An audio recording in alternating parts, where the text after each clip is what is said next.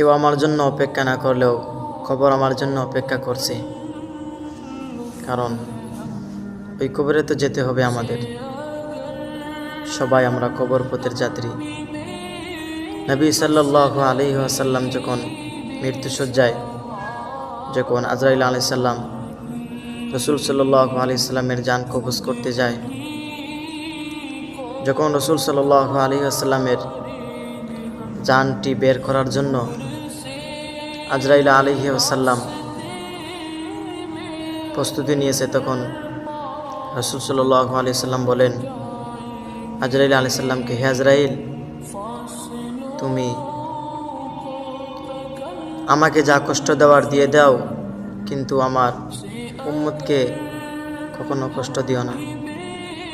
কারণ আমার উম্মতকে আমি অনেক ভালোবাসি। আমার উম্মতকে আমি, যে উম্মতের জন্য আমি কত কষ্ট করলাম, উহুদে বদরে কতই রক্ত জড়ালাম, তুমি যা